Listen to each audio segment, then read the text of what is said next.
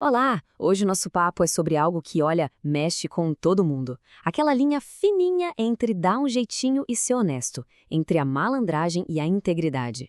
E para começar, a gente vai entrar na história de uma pessoa que enfrentou exatamente esse dilema. Imagina a cena. Pedro ali, de frente para a tela do computador. O coração parece que vai sair pela boca. Ele acabou de achar uma brecha no sistema da empresa. Era só, sabe, um ajuste pequeno nos números, uma coisinha de nada na planilha de vendas, e o dinheiro a mais no fim do mês seria bem bom. E na cabeça dele, as justificativas começam a aparecer, uma atrás da outra. Coisas que todo mundo entende, né? As contas que estão ali esperando, o sonho de dar um presente legal para a filha, a prestação do carro, que não perdoa. E, poxa, a empresa é enorme, lucra tanto, quem é que ia notar essa pequena diferença? E aí vem o golpe final, aquele pensamento que tenta acalmar consciência. Ah, não é para tanto, todo mundo dá um jeitinho. Essa frase, né? Ela é poderosa. Transforma uma coisa errada em algo quase normal, uma esperteza. Mas a questão é, será que é só isso mesmo? Para a gente entender melhor essa questão, a gente vai seguir um caminho com 6 paradas. Primeiro, vamos ver como a história do Pedro termina. Depois, vamos explorar uma nova forma de viver baseada na carta aos Efésios. A gente vai fundo no que realmente significa não roubar, vamos falar sobre a dignidade do trabalho honesto, entender por que trabalhar para ajudar os outros é tão importante e, no final, ver como colocar tudo isso em prática na nossa vida. Então, voltando para o Pedro, bem na hora de tomar a decisão, o celular dele vibra. É uma mensagem.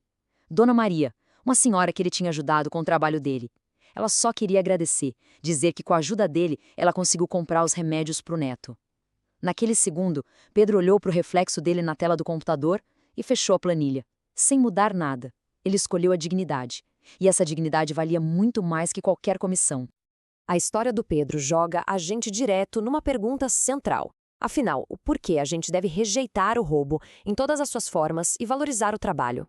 Qual é a visão que a fé cristã nos dá sobre a honestidade e sobre o verdadeiro propósito por trás do nosso esforço de cada dia? A nossa base para essa conversa vem de um texto da Bíblia, da Carta aos Efésios. O apóstolo Paulo escreveu para uma comunidade que, assim como a nossa sociedade hoje, vivia cheia de divisões. E ele basicamente lembra a eles: ei, a fé em Cristo uniu vocês.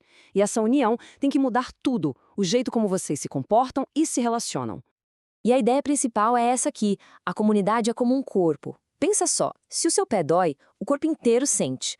Do mesmo jeito, quando uma pessoa é desonesta ou egoísta, isso quebra a harmonia do grupo todo. Nenhuma ação nossa é totalmente isolada, sabe? Ela sempre acaba respingando em quem está do nosso lado. Ok, agora vamos mergulhar de cabeça nessa ideia de não roubar. Porque quando Paulo diz aquele que roubava não roube mais, ele não está falando só de pegar algo da bolsa de alguém.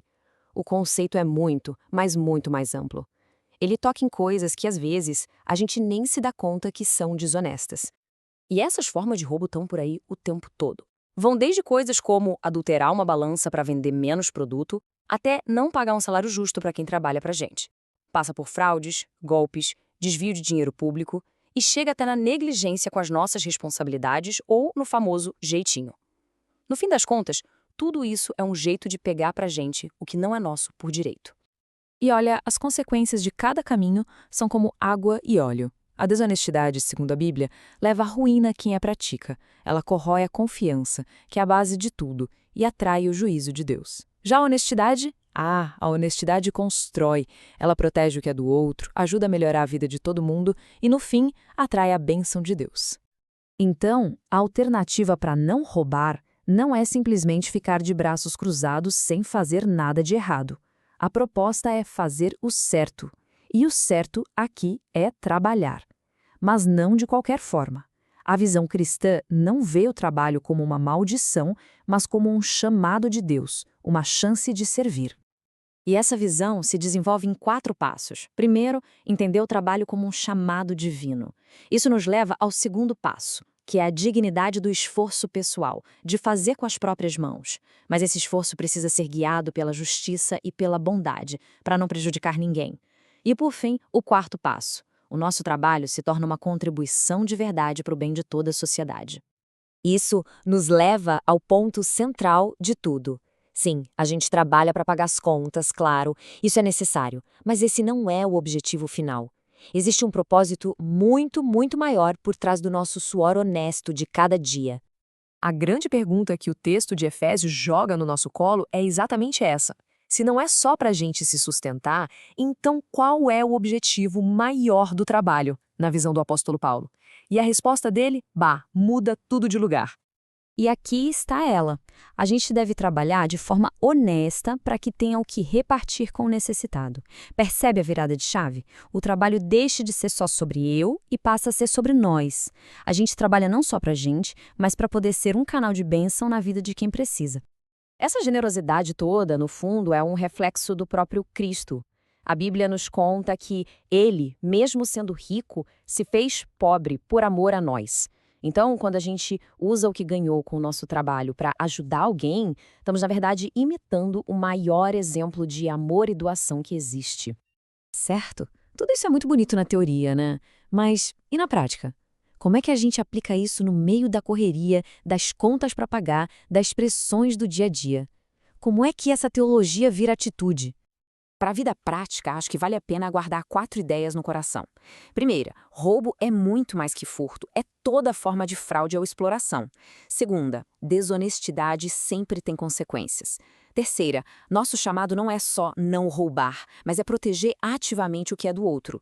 E por fim, a quarta, dizer não ao roubo é um resultado natural de uma fé que é viva, uma fé que age por amor. E, claro, é muito importante dizer, a gente falha. Ninguém aqui consegue viver tudo isso perfeitamente. Mas reconhecer nossas falhas não é o fim da linha, é o ponto de partida. É em Cristo que a gente encontra perdão pelo que já fizemos de errado e força para buscar um caminho de trabalho honesto daqui para frente, usando nossos talentos com integridade. E para a gente fechar, fica uma pergunta. Uma pergunta para cada um levar para casa, para o trabalho, para a vida. Olhando para a sua própria rotina, para a sua profissão, para as suas habilidades, de que maneira o seu trabalho, hoje, pode ir além de pagar as contas e pode também glorificar a Deus e servir de forma concreta as pessoas ao seu redor?